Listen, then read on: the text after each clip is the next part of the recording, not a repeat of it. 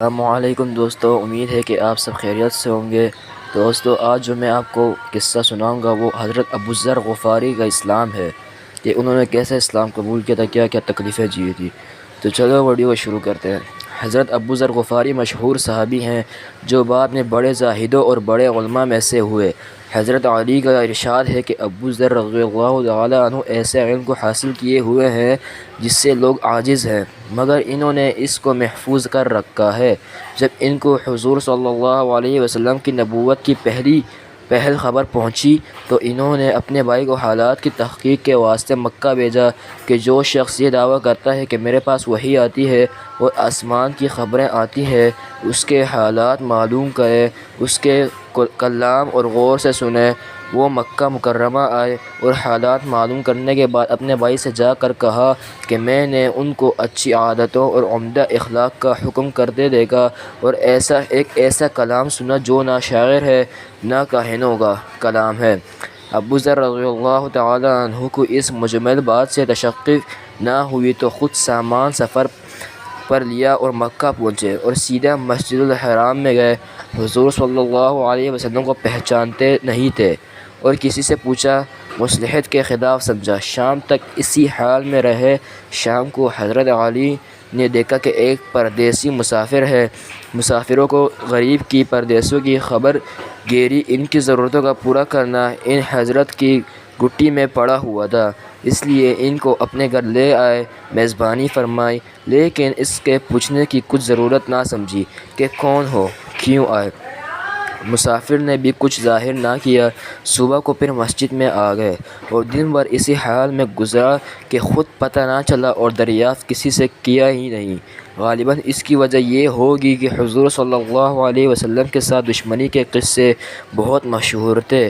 آپ کو اور آپ کے ملنے والوں کو ہر طرح کی تکلیفیں دی جاتی تھیں۔ ان کو خیال ہوا کہ صحیح حال معلوم نہیں ہوگا اور بدگمانی کی وجہ سے مفت کی تکلیف علیحدہ رہی۔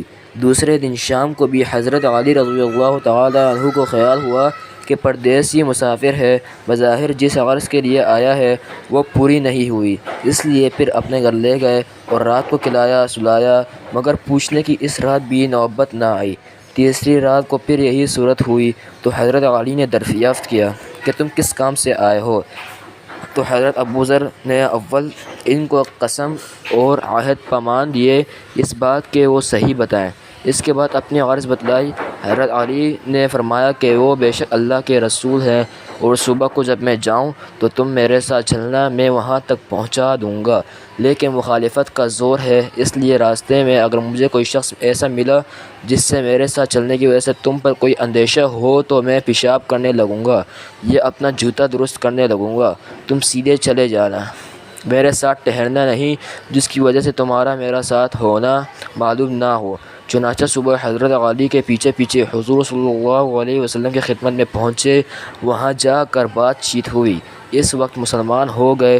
حضور صلی اللہ علیہ وسلم نے ان کی تکلیف کے خیال سے فرمایا کہ آپ نے اسلام کو ابھی بھی ظاہر نہ کرنا، چپکے سے اپنی قوم میں چلے جاؤ، جب ہمارا غلبہ ہو جائے اس وقت چلے آنا۔ انہوں نے عرض کیا، یا رسول اللہ، اس ذات کی قسم جس کا قبضے میں میری جان ہے کہ اس کلمہ توحید کو ان بے ایمانوں کے بیچ میں چلا کر پڑھوں گا۔ چنانچہ اس وقت مسجد حرام میں تشریف لے گئے اور بلند آواز سے کہا، اشہد ان لا الہ الا اللہ و اشہد ان محمد رسول اللہ پڑھا۔ میں پھر کیا تھا، چاروں طرف سے لوگ اٹھے اور اس قدر مارا کہ زخمی کر دیا، مرنے کے قریب ہو گئے۔ حضور صلی اللہ علیہ وسلم کے چچا حضرت عباس، جو اس وقت تک مسلمان بھی نہیں ہوئے تھے، ان کے اوپر بچانے کے لیے لیٹ گئے اور لوگوں سے کہا، کیا ظلم کرتے ہو؟ یہ شخص قبیلہ غفار کا ہے اور یہ قبیلہ ملک شام کے راستے میں پڑتا ہے، تمہاری تجارت وغیرہ سب ملک شام کے ساتھ ہے، اگر یہ مر گیا تو شام کا جانا آنا بند ہو جائے گا۔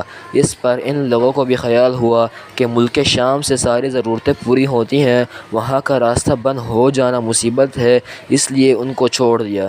دوسرے دن پھر اسی طرح انہوں نے جا کر بلند آواز کلمہ پڑھا اور لوگ اس کلمے کو سننے کی تاب نہ لا سکتے تھے، اس لیے ان پر ٹوٹ پڑے۔ دوسرے دن بھی حضرت عباس نے اسی طرح ان کو سمجھا کر ہٹایا، تمہاری تجارت کا راستہ بند ہو جائے گا۔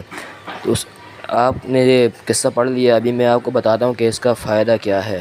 حضور صلی اللہ علیہ وسلم کے اس ارشاد کے باوجود کہ اپنے اسلام کو چھپاؤ، ان کا یہ فعل حق اظہار کا ول اور غلبہ تھا کہ جب یہ دین حق ہے تو کسی کے باپ کا کیا اجارہ ہے جس سے ڈر کر چھپایا جائے۔ اور حضور صلی اللہ علیہ وسلم کا منع فرمانا شفقت کی وجہ سے تھا کہ ممکن ہے کہ تکالیف کا تحمل نہ ہو، ورنہ حضور صلی اللہ علیہ وسلم کے حکم کے خلاف صحابہ کی یہ مجال ہی نہ تھی۔ چنانچہ اس کا کچھ نمونہ مستقل باب میں آ رہا ہے، چونکہ حضور اقدس صلی اللہ علیہ وسلم خود ہی دین کے پھیلانے میں ہر قسم کی تکلیف برداشت فرما رہے تھے، اس لیے حضرت ابو ذر غفاری نے سہولت پر عمل کے بجائے حضور صلی اللہ علیہ وسلم کے اتباع کو ترجیح دی۔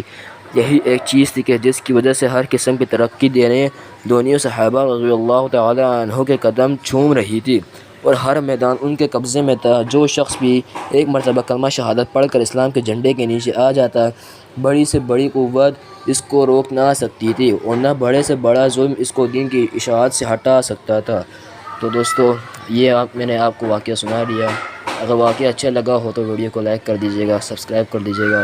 تب تک ملتے ہیں دوسری ویڈیو میں۔ اللہ حافظ۔